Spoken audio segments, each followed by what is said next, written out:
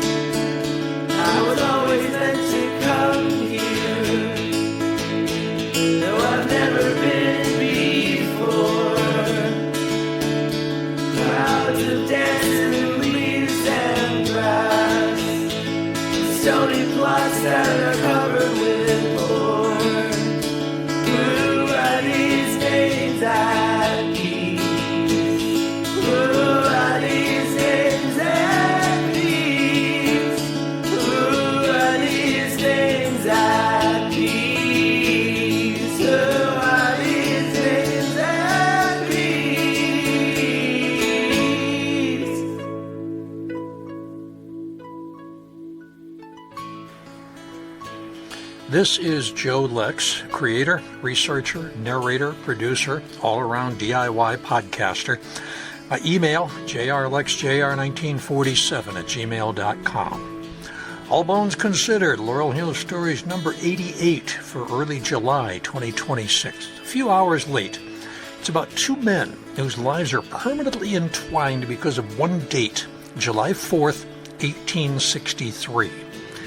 That day is when Philadelphian George Gordon Meade sent Robert E. Lee's Army of Northern Virginia skittering south after he repelled Pickett's charge on the third day of Gettysburg. And that same day, on the western edge of the same war, General Ulysses Grant accepted the surrender of Philadelphian John C. Pemberton, who had held out at Vicksburg for a 47-day siege. Military historian Russ Dodge has studied both of these men extensively, and he was willing to share his research and his knowledge with us, but he declined the chance to record the podcast on his own. I did some light editing to assist in my reading of the scripts. So let's get started on a couple of generals, General George Gordon Meade and General John C. Pemberton.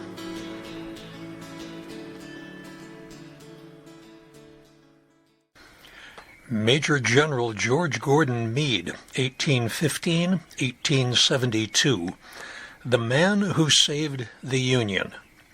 Research and script by Russell Dodge. Philadelphia, morning of November 12, 1872. It's 10 o'clock. It's cold enough for people to pull their coats tight. St. Mark's Episcopal Church on Locust Street is packed.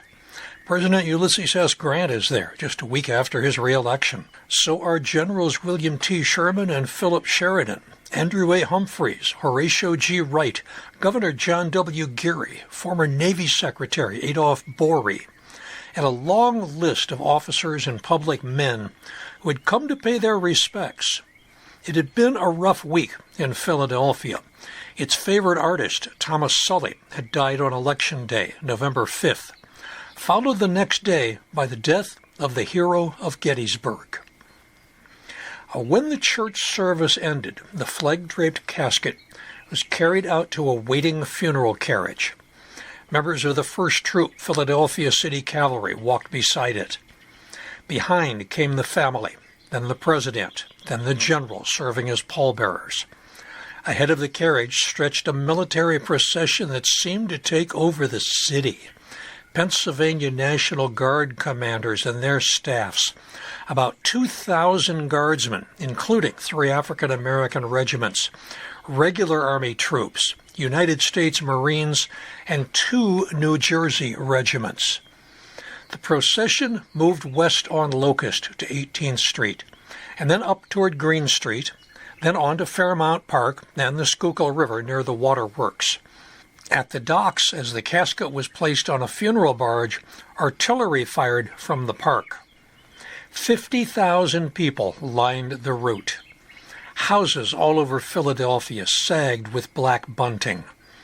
As the barge moved upstream toward Laurel Hill Cemetery, it was escorted by vessels of the Schuylkill Navy. At Laurel Hill, there were no long graveside speeches. The Philadelphia Inquirer called the words, quote, brief and plain, but solemn and impressive, end quote. And then, in front of the president, the family, and a sea of mourners, Major General George Gordon Meade was lowered into the ground. The victor of Gettysburg, the man who defeated Robert E. Lee in the battle that changed the Civil War, was at rest. Meade's story did not begin in Philadelphia, though Philadelphia is never far from it. He was born in Cadiz, Spain, December 31st, 1815, the eighth of 11 children of Richard Worsham Meade and Margaret Coates Butler Meade. His father was a Philadelphia merchant who'd made money in the Spanish trade and then became a United States naval agent in Spain. The Napoleonic Wars ruined him less by battle than by credit.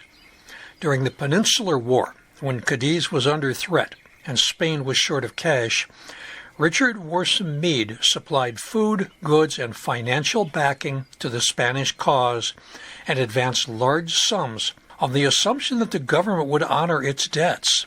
It did not. After the war, the restored Spanish authorities stalled, disputed, and failed to pay him. And when he pressed his claim, he was seized in Cadiz in 1816 and actually jailed. Richard Meade eventually returned to Philadelphia, but the family fortune was gone. Young George and his family had already been sent back. Richard spent the rest of his life pursuing compensation from Spain and through the Adams-Onis Treaty claims process. He died in debt in 1828. George was educated first in Washington, D.C., and then at Mount Hope Institution in Baltimore. But after his father's death, the family had little money. West Point, with its free education in exchange for a term of service, became his practical path to higher education. Meade entered the United States Military Academy in September 1831 at 16, and he graduated in 1835, 19th in a class of 56. Among his classmates were future Union Generals Henry Nagley, All Bones Considered, Laurel Hill Stories number 76, Part 5, Herman Haupt, Biographical Bites from Bala, Laurel Hill West Stories number 10, and Marcena Patrick. After graduation, Second Lieutenant Meade reported to Florida with the 3rd United States Artillery during the Seminole conflict.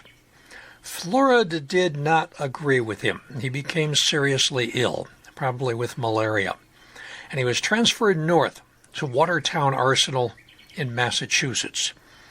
He was not yet in love with Army life. There was no active war, so promotions came at a pace probably best measured by tree rings.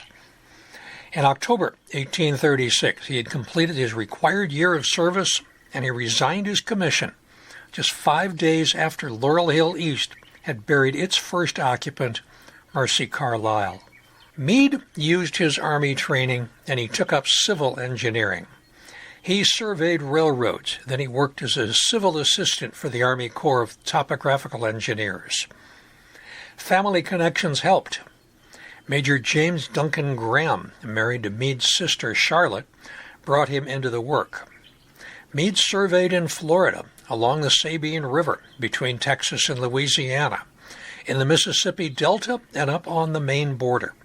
If you wanted a man who could read terrain, water, roads, and distances, Meade was becoming that man. In Washington, he met Margaretta Sargent, daughter of Pennsylvania Congressman John Sargent. He had been the Whig vice presidential nominee in 1832, when he and Henry Clay were soundly defeated by Andrew Jackson and Martin Van Buren. George and Margaretta married on December 31st, 1840, which is also his 25th birthday.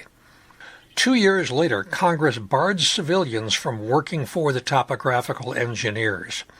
Newly married and suddenly staring at unemployment, Meade returned to the Army. On May 19, 1842, he was commissioned again as second lieutenant, but this time he would stay in uniform for the rest of his life. The best way to know George Meade as a person, and not just as a general on horseback, is from the letters he wrote to Margaretta. He wrote to her with a freedom he rarely allowed anyone else. He mixed military detail with worry over money, children, health, reputation, and the small household facts that keep a man tethered to ordinary life, even when history is dragging him around by the collar.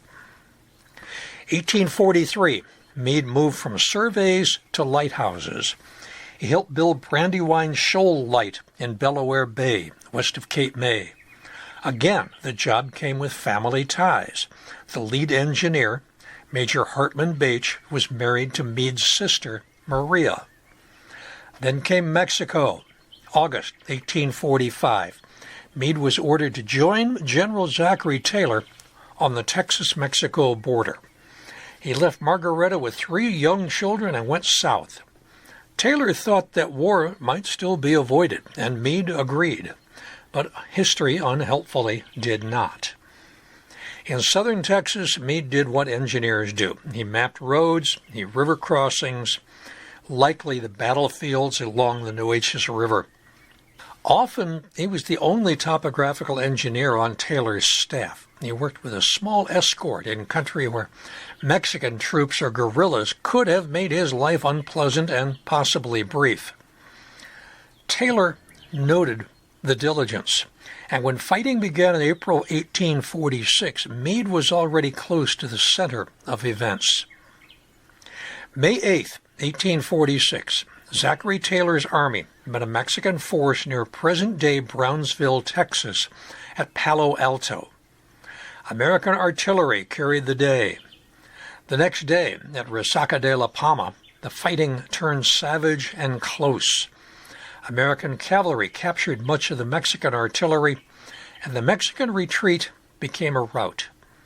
And on May 13, 1846, the United States formally declared war on Mexico. Meade wrote Margaretta that he'd been with Taylor throughout the action, carrying orders under fire. "I assure you, I may justify say I have had my baptême de feu," he told her, his baptism of fire.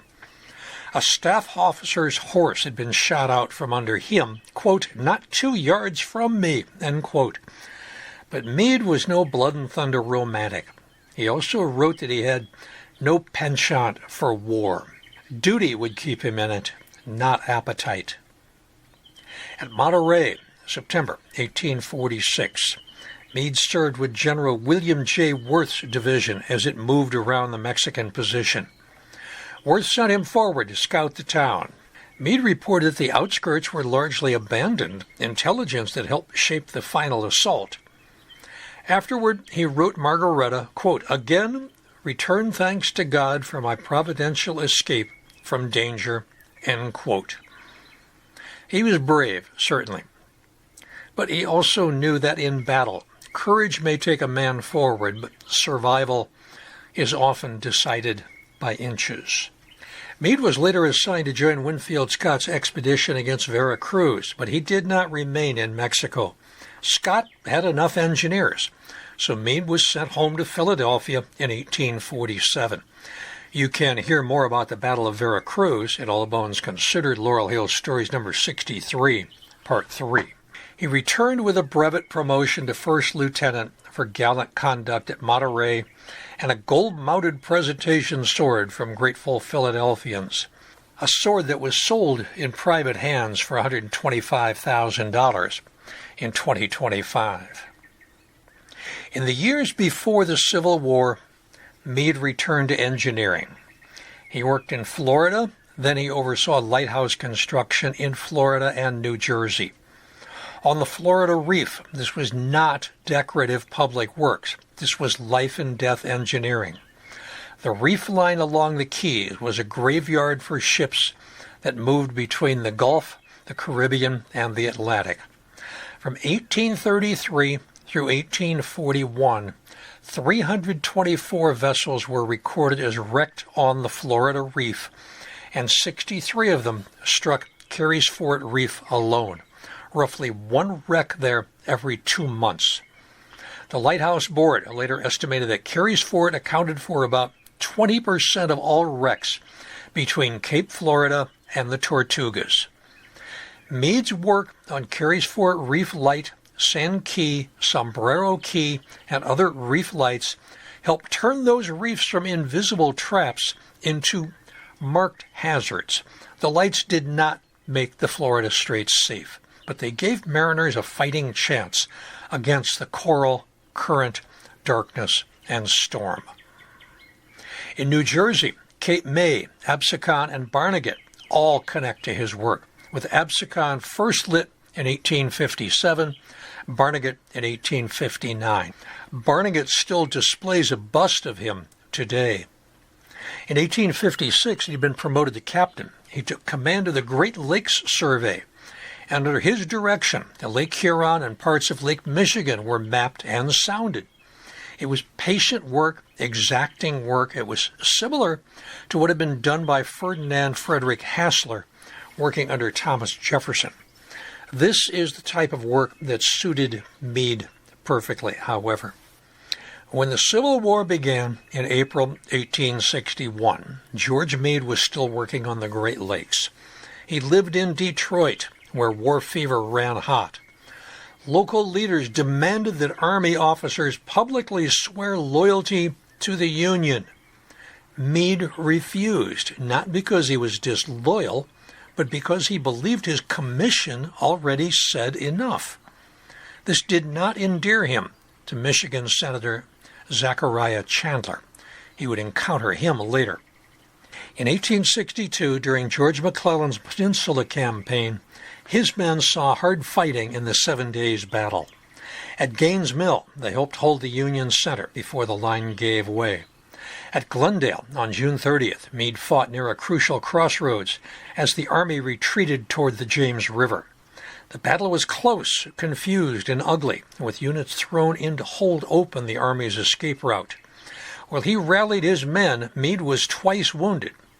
One ball tore into his arm, another struck just above the hip, nicked his liver, exited near his spine. That is not the kind of wound that a man is supposed to ride away from. He was carried from the field and sent to Philadelphia to recover, where the doctors in Margaretta had to do the work that courage could not do. But by mid-August, he was back in command at the Second Bull Run campaign. Robert E. Lee defeated John Pope's Union Army there, but Meade's reserves helped form the last-ditch defense on Henry House Hill. It did not win the battle, but it helped keep the defeat from turning into a complete ruin. September 1862, Lee invaded Maryland. Meade temporarily took command of the Pennsylvania Reserves Division when John Reynolds was sent to organize Pennsylvania militia. At South Mountain on September 14th, Meade led a successful attack at Turner's Gap. It was his first major test as a division commander, and he passed it well enough to earn praise from Joseph Hooker. 3 days later came Antietam, the bloodiest single day in American history. By nightfall, the armies had suffered about 22,700 casualties between them. Meade's division fought in and around the Miller cornfield, where about 27,000 men were engaged, and about 8,200 became casualties in just 4 hours. When Hooker was wounded, McClellan ordered Meade to take command of First Corps over more senior officers. By then, the Corps was almost spent, but Meade's conduct again drew praise. Reynolds returned later that month and resumed Corps command. Meade went back to the division, now with a stronger reputation than before. After Antietam, Meade rose quickly. He was promoted to Major General on November 29, 1862. Then came Fredericksburg, one of the Union Army's bleakest days. Ambrose Burnside sent wave after wave of men against Confederate positions near Marye's Heights. The attacks were repulsed only after horrible losses. If an audio recording of that battle existed, Fredericksburg would be the flat crack of Confederate rifles from behind the stone wall, followed by Union men pinned so tightly in the open that the dead themselves became cover for the living. South of Marye's Heights, Meade's 4,500-man division did something rare that day. It broke through part of Stonewall Jackson's line. It captured prisoners. It opened a gap that might have mattered if support had arrived in time. It did not. Confederate reserves counterattacked. Meade's men were pushed back. Still, his division had produced the closest thing the Union had to success at Fredericksburg. And on December 22, 1862, Meade was given command of the Army of the Potomac's 5th Corps. Burnside was soon gone. He was replaced by Joseph Hooker. Hooker found the Army of the Potomac demoralized and set about to repair it. He granted furloughs, improved supplies, drilled the men, spoke well of them in public. And by spring 1863, the Army was ready for another campaign. Hooker's plan at Chancellorsville began brilliantly. Meade's 5th Corps was right in the front of it. Beginning April 26, 1863, Meade and 2 other corps slipped around Lee's left flank along the Rappahannock. And by May 1st, about 70,000 Union troops were in position. The Army had achieved surprise. Meade waited for his orders to attack. And instead, Hooker pulled back into a defensive posture. Why he did this has never been satisfactorily explained, which is the way that a historian says. People have argued about this ever since. In other words, nobody knows why Hooker did what he did. But Lee seized the initiative. He divided his smaller army, a dangerous move, and he made it work. And by May 3rd, the Army of the Potomac was in serious trouble. Hooker ordered a retreat back across the Rappahannock, and Meade's corps helped cover it. The campaign had opened with promise and ended with another Union defeat. For Lee, it encouraged a bold new idea: take the war north into Pennsylvania. But Chancellorsville also convinced Abraham Lincoln he needed yet another commander for the Army of the Potomac. So as Lee moved north in late May and June of 1863, Lincoln sounded out possible replacements. Norristown's John Reynolds declined, but he said he would serve under Meade if Meade were chosen. Now, that was no small endorsement, because Reynolds held the same rank as Meade, but he was senior by date of commission. Through June, the Army of the Potomac moved north. It kept itself between Lee's troops and the nation's capital. Hooker demanded that the garrison at Harper's Ferry be placed under his command. Lincoln and the Army High Command refused. Hooker was never one to underplay a scene, so he huffily offered his resignation on June 27th, and Lincoln accepted it. So before dawn, June 28th, 1863, George Meade was asleep in his tent near Frederick, Maryland, when a staff officer arrived from Washington, D.C. Meade first thought he was being arrested. Now, that's not as irrational as it may sound now. It was before dawn. The Army was in crisis. Hooker had just been removed. Washington politics could ruin a general almost as quickly as enemy fire. But the officer had not come to arrest him. He had come to hand George Meade the Army of the Potomac. And so 3 days before what would become the Battle of Gettysburg, George Gordon Meade went from corps commander to head of the Union's main field army, responsible for stopping Lee and protecting Washington. A year earlier, he had commanded a brigade. No pressure there. Meade's shock was partially tempered by the presence of his son, George, who was serving on his staff. Father and son were together when the news came. Now, that did not make the burden lighter exactly, but it made the moment more human. A tired father, a young officer's son, a sealed order that changed both of their lives before they ever had breakfast. Meade moved quickly. First, he had to find out where his scattered army was actually located, and then he had to concentrate it. He knew that Lee's army was moving through Pennsylvania. They were taking food, supplies, horses, whatever else they could use. He also knew that Lee wanted more than forage. Lee wanted a decisive battle. Meade's engineer's eye looked for a strong defensive ground. He focused on Pipe Creek, north of Westminster, Maryland. Pipe Creek was strong ground. If Meade could place the Army of the Potomac there and make Lee attack him, he liked his chances. But there's a reason that you've never heard of the Battle of Pipe Creek.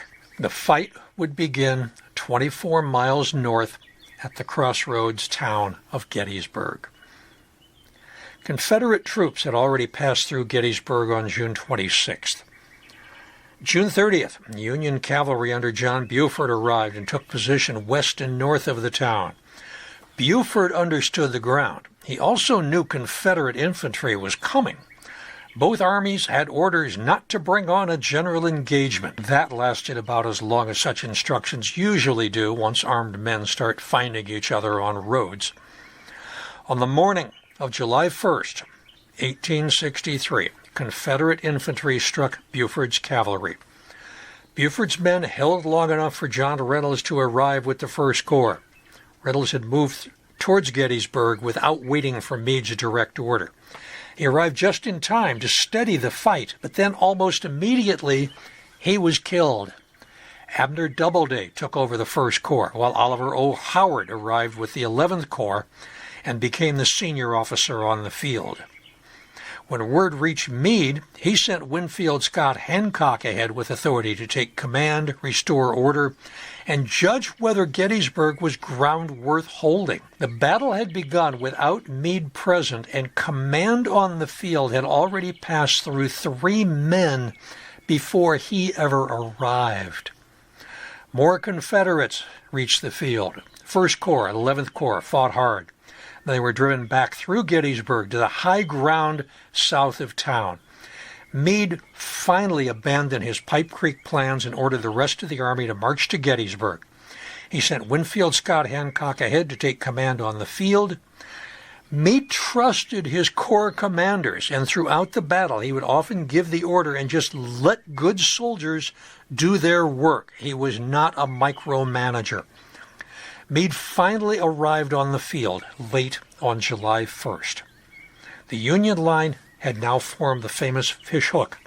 From Culp's Hill on the right, along Cemetery Hill and Cemetery Ridge, down toward the Round Tops on the left, it was strong ground, and it gave Meade interior lines, meaning he could move troops from one threatened point to another faster than Lee could move around him. That was the advantage of the Fish Hook shape. On July 2nd, Meade's defensive plan at Pipe Creek had effectively been transferred to Gettysburg. And then Dan Sickles, commanding the 3rd Corps, moved his men forward to the Emmitsburg Road without orders. This was another decision that makes future historians rub their temples and close their eyes and just shake their heads. Lee attacked both Union flanks on July 2nd. The fighting was brutal. The Peach Orchard, the Wheat Field, Little Round Top, Culp's Hill. Sickles' unauthorized move weakened the Union line and cost thousands of lives. But Meade and his commanders shifted men where they were needed. The Union line held. Now, that night, Meade called a council of war. Critics later claimed he wanted to retreat, but the evidence is not solid. What we can say is this. After 2 days of staggering losses, Meade asked his commanders whether the army could keep fighting. That was not cowardice. That was not surrender. That was command. He was finding out if he still had the ability to carry this battle through. He found out on July 3rd. Lee tried the Union center. George Pickett's division, fresh because it had not fought during the first 2 days, led the assault. After a long Confederate cannonade that did less damage than Lee needed, about 12,000 men stepped off from Seminary Ridge and marched across open ground toward Cemetery Ridge. Union Artillery Chief Henry Hunt had placed his guns to cover the approach, and the result was terrible and predictable. The Confederate lines were shredded. They were torn apart as they crossed open ground. A few Confederates reached the Union line, too few. Pickett's charge had failed miserably. East of the main battlefield, Jeb Stuart's cavalry also failed to get behind the Union Army. By nightfall, Gettysburg was over. Meade had defeated Lee. Washington had been protected, and so had Philadelphia. That was not just an abstraction. That was Meade's home. I'll drop it in here, a few words about Old Baldy, so I don't forget Old Baldy. That is Meade's battle horse. This was a horse who refused to die. He seemed to determine to outlast the war by sheer stubbornness. I don't know if it can actually be counted, the number of times that Old Baldy was wounded, including at Gettysburg. And yet he survived for many years afterwards. And after he died, he was buried and dug up more than once after his death. Eventually, Old Baldy's head was removed and preserved. It's displayed at the GAR Museum. I think that's a perfectly respectable Army horse ending. Along the way, Old Baldy picked up the nickname Frankenhorse. It is now July 4th, 1863. Rain is falling over the battlefield. Thousands of dead and wounded lay across the fields, ridges, farms, in the woods, and Lee began to move his damaged army south that night. Contrary to later rumors, Meade did order pursuit, though not the dramatic, annihilating pursuit that later critics imagined from their comfortable chairs in front of a fireplace. Meade's army had just lost about 23,000 men. Many units were totally shattered, their officers dead, wounded, missing. Supplies were thin. Many soldiers had not eaten in days. Yes, Gettysburg had been a victory, but the victory had left the Army of the Potomac exhausted and depleted. The army was a hollow shell of what it had been 72 hours before. Yes, there were some skirmishes during Lee's retreat. Ulrich Dahlgren was injured in one of them. That's how he ended up losing his foot. Lee's men eventually reached strong defensive points near the Potomac, and they crossed back into Virginia. Meade chose not to follow. He did not throw his battered army into a frontal attack. Lincoln, newspapers, and others criticized him for not destroying Lee. But Meade understood something that they were slow to accept. The Army of Northern Virginia had been beaten at Gettysburg. It had not been destroyed. Meade was stung by the criticism. He offered to resign if Lincoln had lost confidence in him. He wrote that the president's censure was, in his judgment, so undeserved that he asked to be relieved. Lincoln and General-in-Chief Henry Halleck smoothed things over, but the damage was done. Meade had won the greatest Union victory of the war so far, and somehow he was already being scolded for it. Throughout the rest of 1863, Meade maneuvered against Lee in Virginia during the Bristow and Mine Run campaigns. Lincoln wanted Lee attacked, but he also wanted Washington protected. That was easy to say from Washington, harder to do in Virginia mud with an army that could not be in two places at once. When Lee occupied strong defensive ground at Mine Run, Meade called off an attack that likely would have been disastrous. It was the right decision, though it did not make for stirring headlines. During the winter of 1863 into 1864, Meade helped reorganize the Army of the Potomac. Then came two blows to his public reputation. First, he testified before the Joint Committee on the Conduct of the War, chaired by Senator Zachariah Chandler, his old nemesis who had irritated him by refusing to take that public loyalty oath back in Detroit. The committee also heard from Daniel Sickles, Abner Doubleday, and Daniel Butterfield, whose testimony helped spread the claim that Meade had wanted to retreat from Gettysburg. That claim stuck to him for years. In private, Meade wrote Margaretta that it was, quote, a melancholy state of affairs when men like Sickles and Doubleday could distort facts and damage a man's character. Publicly, he mostly held his tongue. That was honorable. It was also not especially useful in a war where newspapers could turn a general into a hero or a villain before breakfast. Meade did not help himself in his relations with reporters. He thought many of them were careless or hostile or both. He sometimes barred correspondence from the Army. They repaid him in the usual currency, which was ink. One popular description called him a, quote, damned old goggle-eyed snapping turtle, end quote, a phrase so rude, so specific, and so hard to improve that it has followed him ever since. The second blow came in March 1864. Ulysses S. Grant became Lieutenant General and overall commander of Union armies. Grant placed his headquarters with the Army of the Potomac. So from that point on, Grant shaped the strategy. Meade commanded the army that carried it out. Grant drew the press attention. Meade did the daily work. History usually remembers the man at the top of the letterhead. But Philadelphia did not forget George Meade. During Grant's 1864 overland campaign, grateful citizens purchased a house on Delancey Street for the Meade family, a gift meant to honor the man who would help save their city in 1863. When a delegation offered it to Meade in the field, he declined. He said, I cannot accept gifts for doing my duty. So the delegation went back to Philadelphia, and they offered the house to Margaretta. She accepted it. I don't think I can blame her for that. For once a sergeant outranked a general. That house at 1836 Delancey Street, I remember the address because that's the year of the founding of Laurel Hill East Cemetery. The house still stands. In May 1864, Meade directed the Army of the Potomac under Grant through the brutal overland campaign, the Wilderness, Spotsylvania Courthouse, Cold Harbor.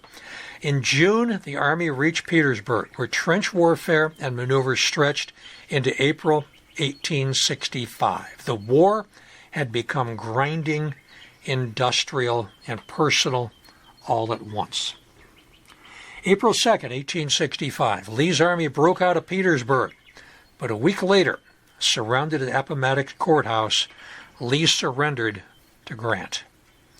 A lot of famous Union officers were present in Wilmer McLean's parlor. Meade was not. He was elsewhere. He was still directing the Army of the Potomac. Even at the end, he was close to the center of events and somehow just outside the picture frame. And when the Army was formally disbanded on June 28, 1865, Meade, its longest-serving commander, oversaw its muster out. Meade's post-war reputation remained complicated. Officers respected him. The press often did not. His temper was famous and not in a charming way. Critics complained that he'd failed to destroy Lee after Gettysburg, although few offered a convincing explanation of exactly how he should have done that with a battered army and uncertain supplies, and an enemy still capable of killing thousands. Congress did thank him for Gettysburg in January 1864, praising the, quote, skill and heroic valor, end quote, that had repelled Lee's army.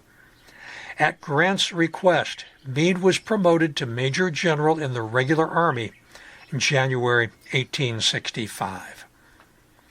His temper was volcanic. There's one story from the Maryland campaign when he caught a cavalryman who'd been posted to guard a peach tree and was helping himself to the fruit.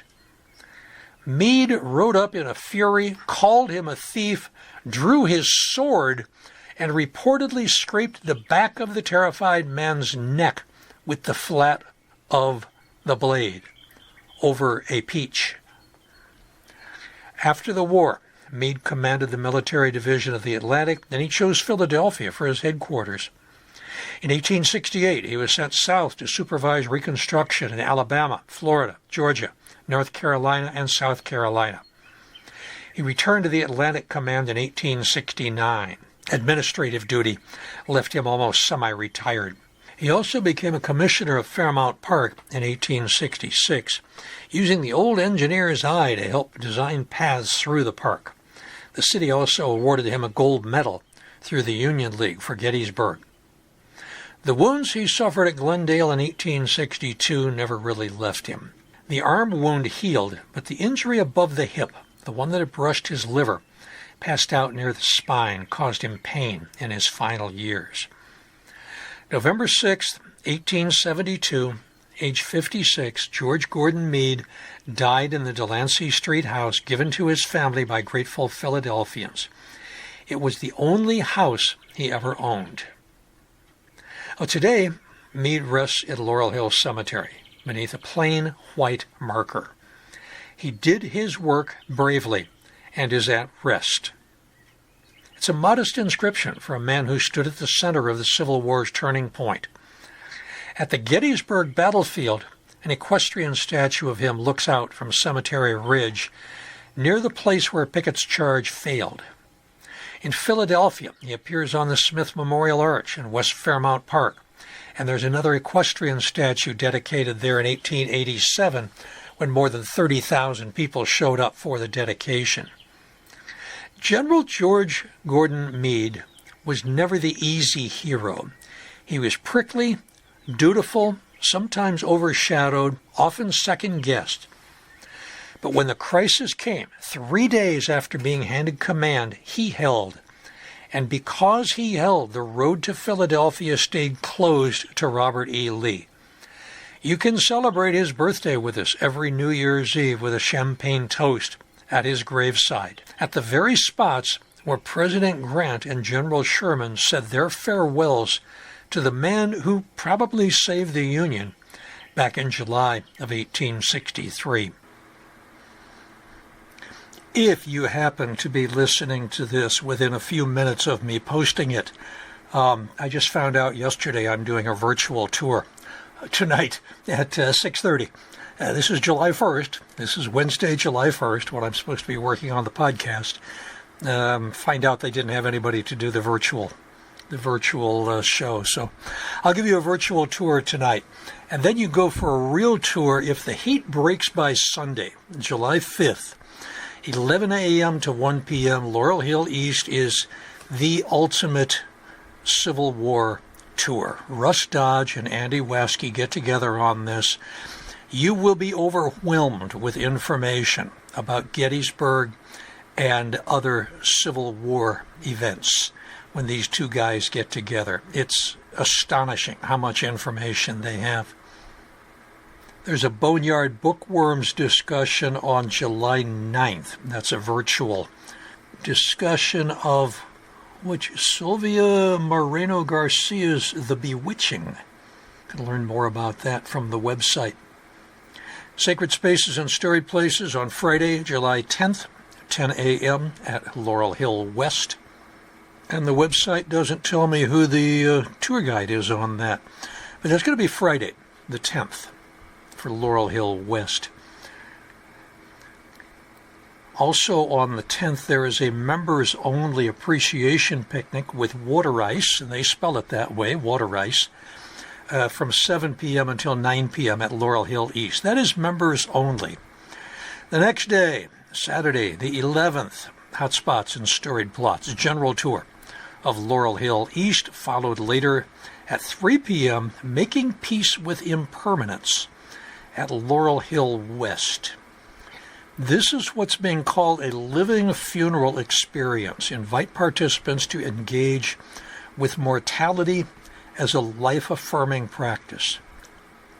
Ooh, hot herbal tea, light refreshments included with the ticket. Nefertiti Moore empowers the African diaspora to talk about death and dying without fear. There's a website you can check out also. It's called dearlybereaved.net. But for more on that workshop, check out the website. See if that's something that might attract your attention. And then there is also morning meditation on Saturday the 11th at 10:30, and Sunday the 12th, yoga, rest.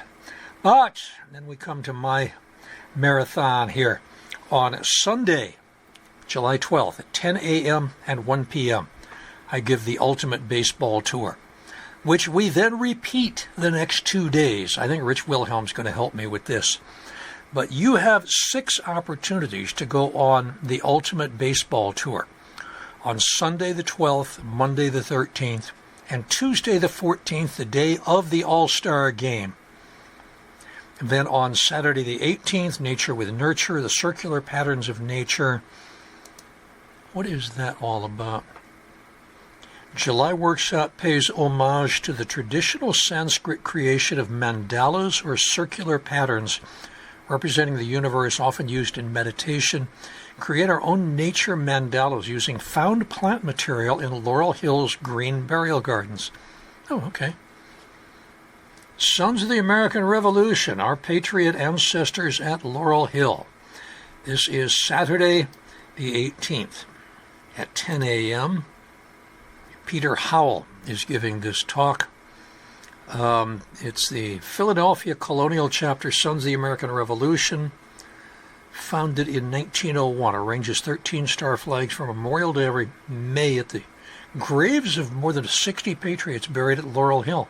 So Peter is going to cover some of the Revolutionary War people at Laurel Hill. There's a hotspots for introduction Friday the 24th at 10 a.m. There's an introductory at Laurel Hill West the next day, Sacred Spaces and Storied Places, Saturday 25th at 10 a.m. And then there is a yoga rest in pose Saturday the 25th at 11 a.m. if you wish to do some yoga at the cemetery. So that's what's coming up in July. And I'm hoping for a break in the weather for the All-Star Baseball tours, because giving 6 tours over 3 days it's going to be a struggle as it is, but if I have to do it in 90-degree weather, I'm not sure how long I'm going to last. Okay, let's get back to the podcast. Lieutenant General John Clifford Pemberton, CSA, 1814-1881. Yet another July 4th. July 4th, 1826, as every American history buff knows, is significant as the date of the deaths of 2 founding fathers, Thomas Jefferson and John Adams, 50 years after they signed the Declaration of Independence. But July 4th, 1863, is another one of those dates that seems almost too tidy for history. The day before, at Gettysburg, Major General George Gordon Meade and the Army of the Potomac had turned back Robert E. Lee's last great assault. Pickett's charge had broken against the Union line, and Lee's Army of Northern Virginia began the long retreat south. That same day, far to the west, 2 other generals met under the shade of a stunted oak tree outside Vicksburg, Mississippi. One was Ulysses S. Grant. The other was John Clifford Pemberton, the Confederate commander whose army had been trapped inside the city for 47 days. Grant first demanded unconditional surrender. Pemberton refused, so they talked. They stepped away. They sent messages back and forth. And Grant promised final terms by 10 o'clock that night. By the next morning, Vicksburg was in Union hands. On this particular 4th of July, the Confederacy had suffered 2 blows it never recovered from. One came in Pennsylvania, the other came on the Mississippi River. And the man who surrendered Vicksburg was one of the strangest Confederate generals of them all. He was not from Georgia or Virginia or Mississippi. He was not raised on a honeysuckle-scented plantation. He was born and raised in Philadelphia. And after the war, he came back to Philadelphia. And when he died, he chose to lay in the south segment of Laurel Hill Cemetery in Philadelphia, Section 9, Lot 53, among the family whose cause he had rejected. John Clifford Pemberton, born Philadelphia, August 10, 1814. He was the second of 13 children born to John and Rebecca Clifford Pemberton. The Pembertons had been in Pennsylvania almost from the beginning. One ancestor, Phineas Pemberton, came over with William Penn in 1682, part of the first wave of settlers in Penn's so-called Holy Experiment. The family were Quakers, serious ones, and during the American Revolution they were harassed and shunned for refusing to support the war. By the time John Clifford was born in 1814, that old Quaker distance from military life had faded. His father had served in a Pennsylvania militia company during the War of 1812. He later made his living as a commission merchant and a land speculator, work that carried him away from home for long stretches to New Orleans and Charleston, Alabama, Tennessee, even Havana. On those travels, John Sr. befriended Andrew Jackson, and after Jackson became president, he appointed the elder Pemberton naval agent for Philadelphia and collector of the port. The family even named a son Andrew Jackson Pemberton. That son would later grow up and fight for the Union, because history always enjoys making family dinners difficult. As for John Clifford, he was not a dazzling student. I found 2 newspaper articles that mention how his boyhood friends with whom he played military games included George Gordon Meade and George McClellan. I wish I could have confirmed that in something other than a couple of newspaper articles. In 1830, while he was preparing for the University of Pennsylvania, his tutor told the family that the boy was struggling and that a shortage of studying might have something to do with it, but he was still admitted on probation. What had really caught his imagination was the military. He loved parades, uniforms, drums, the romance of soldiering. In 1833, his father used his Andrew Jackson connections and secured John an appointment to West Point. Now, West Point did not transform him into a scholar. His marks were average at best, sometimes worse, and the demerits piled up often enough to bring sharp letters from home. Many cadets dreamed of being engineers. Pemberton's early marks in engineering suggested that the bridges and canals of America were safe from his personal supervision. But he was sociable, agreeable, generally well-liked.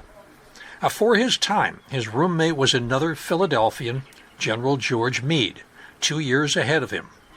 Pemberton did not write much about his classmates, but Meade appears in his letters. He called him, quote, a very studious and clever fellow, end quote. The two sometimes went home on furlough together. Their friendship did not seem to last in any deep way after Meade graduated in 1835, but that coincidence is really hard to miss. The future Union victor of Gettysburg and the future Confederate leader of Vicksburg once shared quarters as young cadets, and both would end up buried at Laurel Hill East. Pemberton graduated in 1837, 27th in a class of 50. The class was stocked with future Civil War names: Braxton Bragg, Jubal Early, William H.T. Walker, Joseph Hooker, John Sedgwick, William H. French. Pemberton, firmly in the middle of the pack. He did not get to choose a glamorous assignment. July 1st, 1837, he became a second lieutenant in the 4th United States Artillery. He would remain with that regiment off and on for the next 23 years. His first posting took him to Florida, where the Army was fighting the Second Seminole War. That war, from 1835 to 1842, grew out of the United States government's attempt to force the Seminole people out of Florida and west of the Mississippi. It became the longest and most expensive of the Indian removal wars. It was fought through swamps, hammocks, pine woods against Seminole fighters who knew the ground far better than the soldiers who were chasing them. On January 24th, 1838, near the Loxahatchee River, Pemberton saw combat for the first time. He later wrote home about it in a calm, almost bloodless way, probably to spare his family the worst of it. After Florida came Maine, where American and British interests were snarled in the border dispute known as the Aroostook War. This one had the grand name of a war, but almost none of the usual bloodshed. In 1838 and 1839, Maine and New Brunswick argued over a badly defined border, valuable timberland, and who had the right to police it, until cooler heads arranged a truce and diplomacy eventually settled the line. For Pemberton, it was soldiering as waiting room. Hold the line while diplomats argue over maps. When that tension eased, Pemberton's regiment moved to Fort Columbus on Governor's Island, then to an artillery camp near Trenton, New Jersey. For a few months in 1839, he was close enough to Philadelphia to see his family regularly and get reacquainted with younger siblings who had grown up while he was away. But then the Army sent him to Michigan. From 1840 to 1842, he moved among frontier posts in Michigan and Buffalo. On March 19, 1842, he was promoted to first lieutenant. Officers who later remembered him said that even then he was developing strong sympathy for Southern states' rights. The record is not always clear on what he believed and when, so caution is fair. What is clear is that his family had business and personal ties to the South, and the Army kept putting him there. Fortress Monroe in Virginia became a recurring stop between 1842 and 1845. And then came Mexico. 1845-46, United States troops moved towards the Texas-Mexico border after Texas entered the Union. Pemberton found himself again near George Meade, now a topographical engineer on Zachary Taylor's staff. The shooting began in May 1846, first at Palo Alto, then Resaca de la Palma. At Resaca, Pemberton saw something far heavier than Florida skirmishing. He wrote home about dead men, dead horses, dead mules, and the ugly wreckage left on the field. August 1846, Brevet Brigadier General William J. Worth made Pemberton his aide-de-camp. Worth commanded a division in Taylor's army, and Pemberton served under him at Monterey that September. Worth's troops pushed into the city from the west and fought house to house. Pemberton carried messages. He handled staff work under fire well enough to earn a brevet promotion to captain for gallant conduct. Worth's division later joined Winfield Scott's campaign against Mexico City. Pemberton served through Cerro Gordo, Churubusco, Molina del Rey, and Chapultepec. At Chapultepec, the halls of Montezuma, he crossed paths with a young lieutenant named Ulysses S. Grant, who would remember the encounter in his memoirs. Pemberton was wounded there and received another brevet, this time to major. For a man who looked fairly ordinary at West Point, he had built a respectable record under fire. December 1847, after nearly 2 years in the field, Pemberton received leave. He did not go home to Philadelphia. He went to Norfolk, Virginia. During an earlier posting at Fortress Monroe, he had met Martha Thompson, known as Patty. They married January 8, 1848. None of his Philadelphia family attended the wedding. Pemberton stayed on Worth's staff for a time, followed him to Texas, and then returned to the 4th Artillery in 1849. That timing was fortunate because Worth died of cholera only a few weeks after Pemberton left him. He was promoted to captain, no more brevet, but he was promoted to captain on September 16, 1850. And he spent the next decade in the usual churn of regular Army life. New Orleans, Fort Washington in Maryland, Fort Hamilton in New York, Florida again, then the frontier. In the late 1850s, the 4th Artillery took part in the Utah War against Mormon settlers. That was an uneasy 1857-58 confrontation set off when President James Buchanan sent federal troops west to replace Brigham Young as territorial governor and reassert United States authority. By 1860 and 1861, as the country was coming apart, Pemberton was stationed with his family at Fort Ridgely, Minnesota. April 1861, he was called east and he was assigned to Fort McHenry, Baltimore. He saw the city's riots that spring as Union troops moving through Baltimore were attacked by secessionist crowds. Fort Sumter had fallen on April 14th. Virginia seceded on April 17th. Pemberton had to make a choice. Would he stay in the United States Army, the army that had educated him and promoted him, or would he follow his wife's Virginia and the Southern identity he had steadily adopted? His Philadelphia family urged him not to resign, but they knew which way he was leaning. If Pemberton ever made a clear, ringing statement on slavery, it does not seem to be part of his record that survives. What survived is easier to see. A northern-born officer who tied himself to the slave-holding South and then followed it into war. So on April 29, 1861, John Pemberton resigned from the United States Army, and on May 8th, less than 2 weeks later, he accepted a Confederate commission as Lieutenant Colonel of Artillery. The Philadelphian was now in arms against his native city, his native state, and his own brothers, 2 of whom would serve the Union. Pemberton's rise in Confederate service was startling. June 1861, he jumped to brigadier general, and he took command of a brigade in the Department of Norfolk. It was a convenient assignment close to Patty's hometown. He spent the summer and fall training troops and watching Fortress Monroe, his old post, which remained stubbornly in Union hands. By 1862, he was Major General, commanding the Department of South Carolina, Georgia, and Florida. This was a dramatic climb for a man whose pre-war command experience had mostly been staff work, company-level duty. His great patron, Jefferson Davis. Jefferson Davis trusted him, and many others did not because he was a Northerner. But the easygoing cadet had become a pricklier man. Add his northern birth to that personality, and he was always going to have trouble in Confederate politics.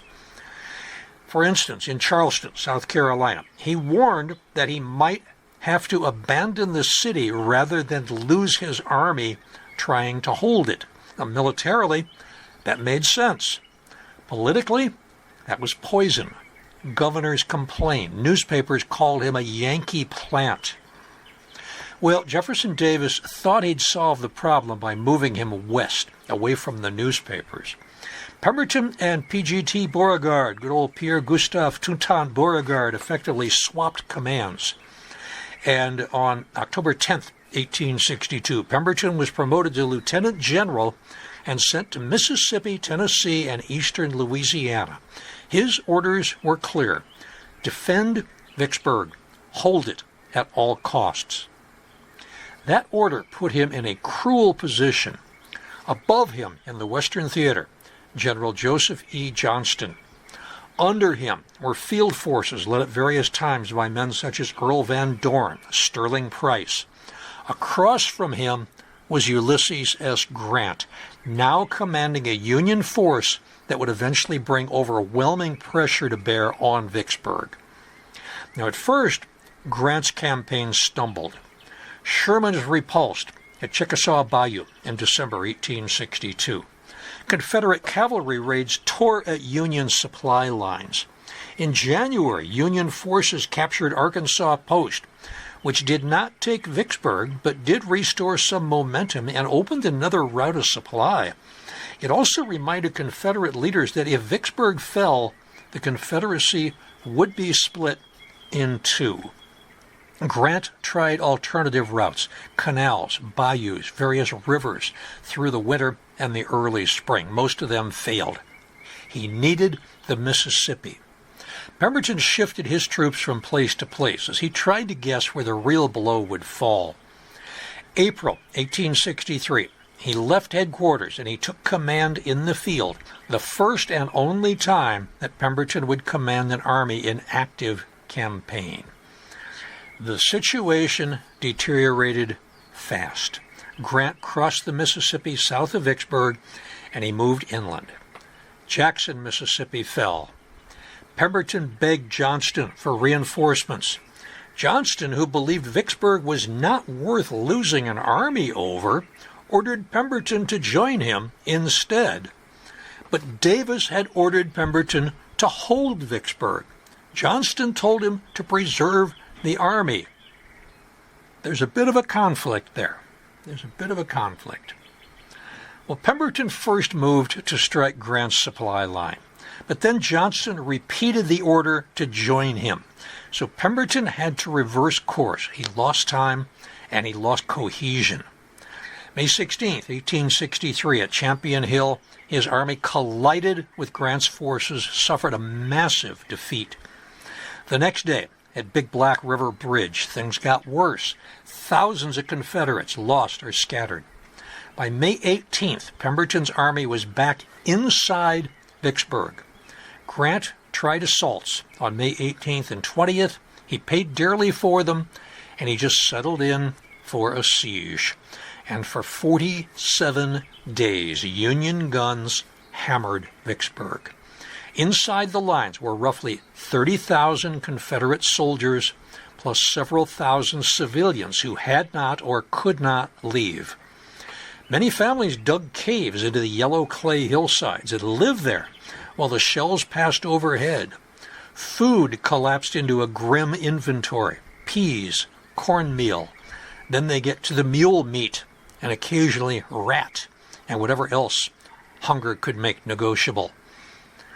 The record is clearer on near starvation than on people literally starving to death. But by late June, the difference may have felt academic. Soldiers were weak, civilians were exhausted, disease started to move through the city, and even the Vicksburg Citizen, the local newspaper, had to be printed on wallpaper because proper newsprint had just run out. Pemberton again asked Johnston for relief. None came. He appealed across the Mississippi to Edmund Kirby Smith. Richard Taylor, the son of Zachary Taylor, tried to disrupt Grant's supply lines in Louisiana, but those efforts failed. Inside Vicksburg, the math became simple and terrible. There was no rescue. There was not enough food. And Grant was not going anywhere. By early July, Pemberton had held the city long past the point of military hope. He almost certainly knew what surrender would mean for him personally. A Southern-born gentleman might be criticized. Pemberton, born in Philadelphia, would be accused of treachery. But his men were starving and sick, and civilians were suffering with them. At some point, pride becomes another form of cruelty, especially in the military. So on July 3rd, he sent Grant a message. He proposed talks. They met at 3 o'clock that afternoon beneath that oak tree between the lines. The written terms were negotiated so that the Confederate soldiers would be paroled and allowed to march out of their lines. The officers could take their sidearms and clothing, and the field staff and cavalry officers one horse each. The rank and file would be allowed all of their clothing, but no other property. Pemberton surrendered 2,166 officers, 27,230 men, 172 cannon, and almost 60,000 muskets and rifles to Grant. In one of his replies to Pemberton, Grant had written, quote, "Men who have shown so much endurance and courage as those now in Vicksburg will always challenge the respect of an adversary." End quote. That was the generous line. The harder truth was strategic.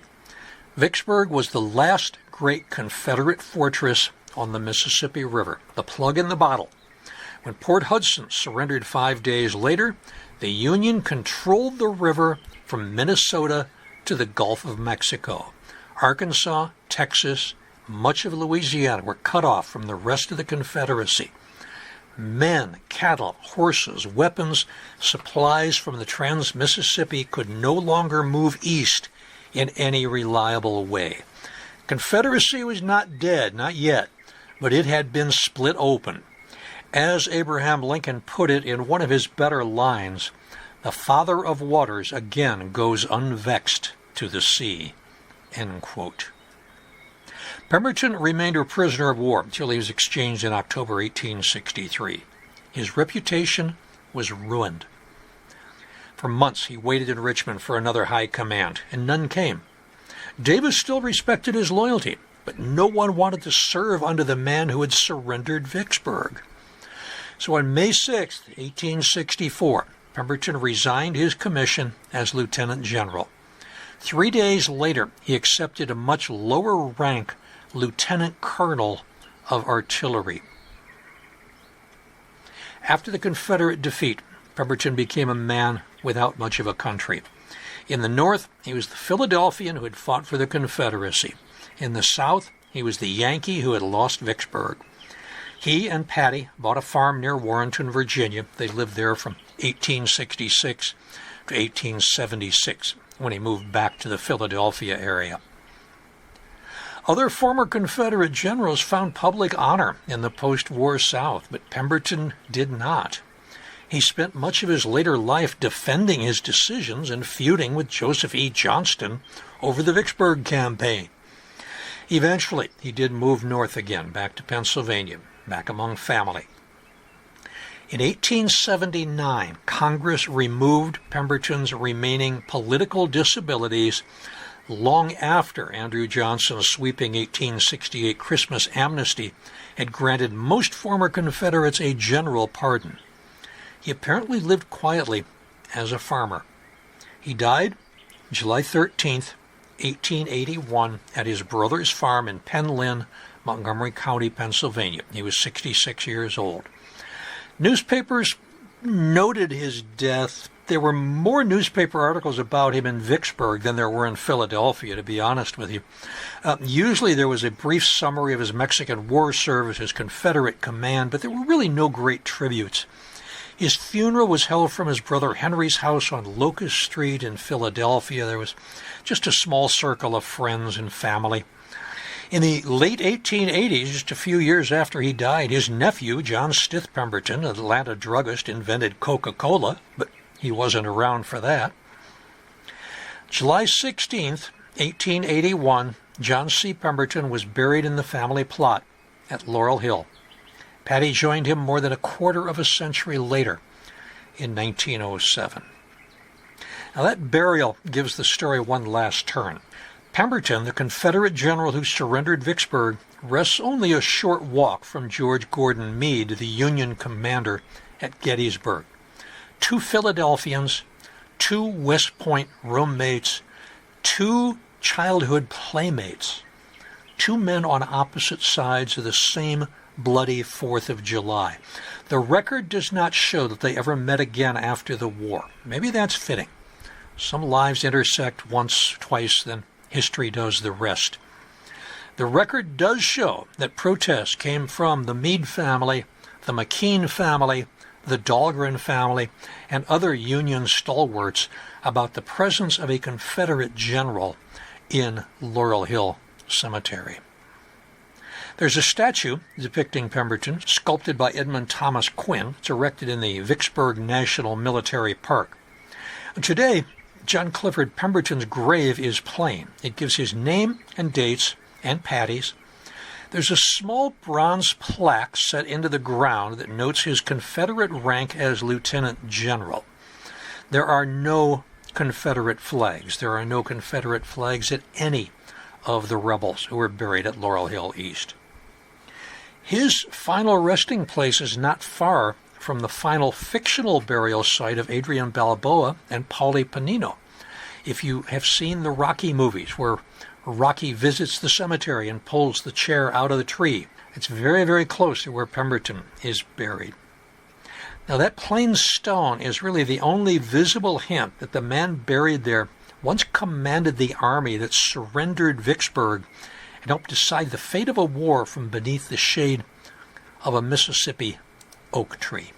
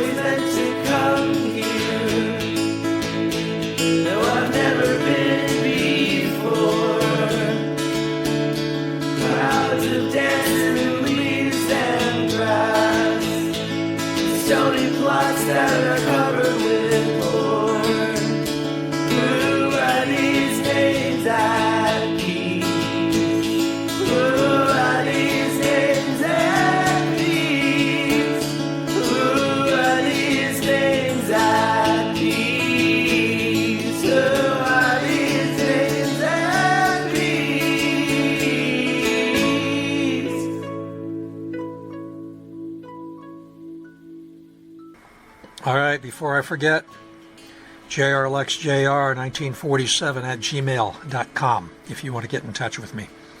Mid-July, another celebration of the Declaration of Independence, this time from a Korean perspective. Dr. Philip Jason was the first Korean native to be granted U.S. citizenship, but he never gave up his dream for a free and independent Korea. And for more than 40 years, this Korean founding father rested in the columbarium at Laurel Hill West before he was repatriated to his homeland. All Bones Considered, Laurel Hill Stories number 89 for August is a rather delicate topic. We're going to talk about slavery. You probably know that a surprising number of early American settlers came here other than of their own free will. I'm going to tell you about some of them who ended up at Laurel Hill East. John and Bull Bolin, German brothers who started a family dynasty through the marketing of gin and indentured servants. Stephen Duncan was a Philadelphian who during his lifetime managed to buy and sell more than 2,200 of his fellow human beings. Robert Ralston Stewart was savagely beaten by his former slave turned manservant, which led to riots in the streets and the deaths of several innocent victims. And the famed Christiana riot of 1851 involves several Laurel Hill residents in the capture and trial of men who assisted some self-emancipated former slaves. So all of that is coming up in August. Laurel Hill East and Laurel Hill West are open 365 days a year from 7 a.m. until roughly sunset, 7 p.m. in the summer months and 5 p.m. in the winter, darker months. Never an entrance fee just to come onto the property. But if you want to come to various events, of course, we charge. That's how we keep the maintenance up. So we keep the place up. There is parking available, free parking is available at both East and West. It's a lot more convenient at West than it is at East. Public transportation is more convenient at East, but public transportation works for West also, either from the Manayunk Transportation Center there on Ridge Avenue, where you can just walk across the bridge and up the hill, and you're in the back gate. It's about a 10-minute walk, I think, from Manayunk.